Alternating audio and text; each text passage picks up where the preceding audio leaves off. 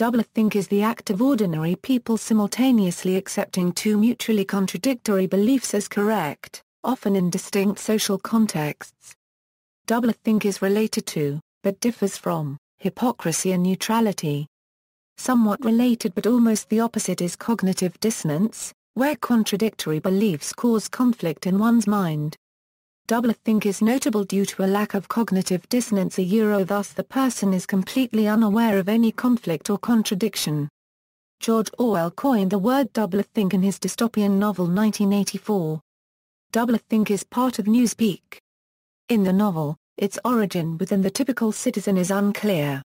While it could be partly a product of Big Brother's formal brainwashing programs, the novel explicitly shows people learning doublethink and newspeak due to peer pressure and a desire to fit in, or gain status within the party to be seen as a loyal party member.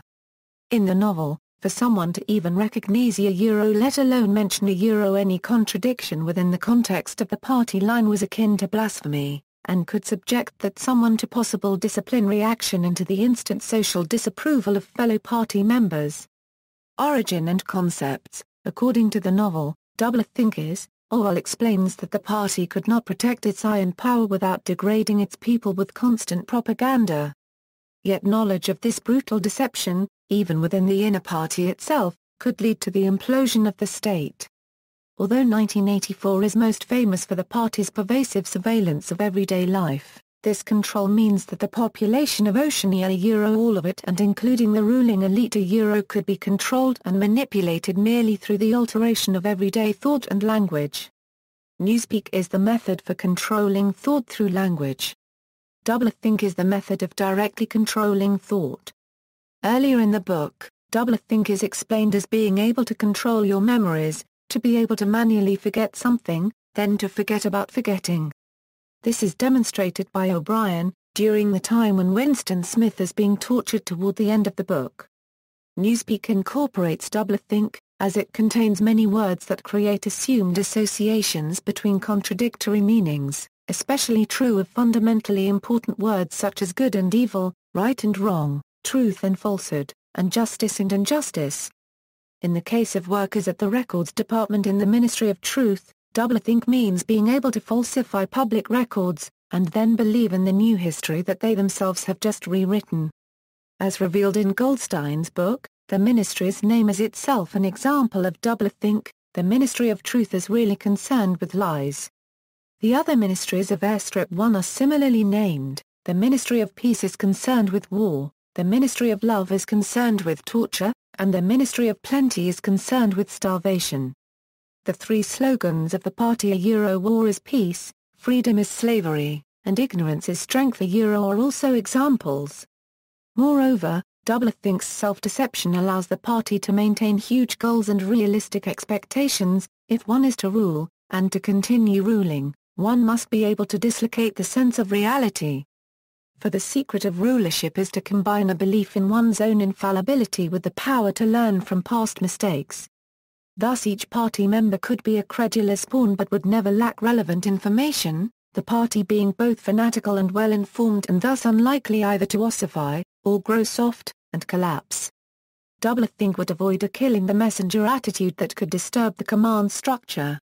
Thus doublethink is the key tool of self-discipline for the party, complementing the state-imposed discipline of propaganda and the police state. These tools together hide the government's evil not just from the people but from the government itself but without the confusion and misinformation associated with primitive totalitarian regimes. Doublethink is critical in allowing the party to know what its true goals are without recoiling from them, avoiding the conflation of a regime's egalitarian propaganda with its true purpose. Paradoxically, during the long and harrowing process in which the protagonist Winston Smith is systematically tortured and broken, he contemplates using doublethink as the ultimate recourse in his rebellion to let himself become consciously a loyal party member while letting his hatred of the party remain an unconscious presence deep in his mind and let it surface again at the very moment of his execution so that the bullet would enter a free mind, which the thought police would not have a chance to tamper with again. Since 1949 the word doublethink has become synonymous with relieving cognitive dissonance by ignoring the contradiction between two worldviews or even of deliberately seeking to relieve cognitive dissonance. Some schools of psychotherapy such as cognitive therapy encourage people to alter their own thoughts as a way of treating different psychological maladies. Orwell's Doublethink is also credited with having inspired the commonly used term doublespeak, which itself does not appear in the book. Comparisons have been made between doublespeak and Orwell's descriptions on political speech from his essays Politics and the English Language, in which unscrupulous politicians, advertisers, religionists, and other double-speakers of whatever stripe continue to abuse language for manipulative purposes. See also. References. External links: Big Brother is Watching, More Than Just a Movie.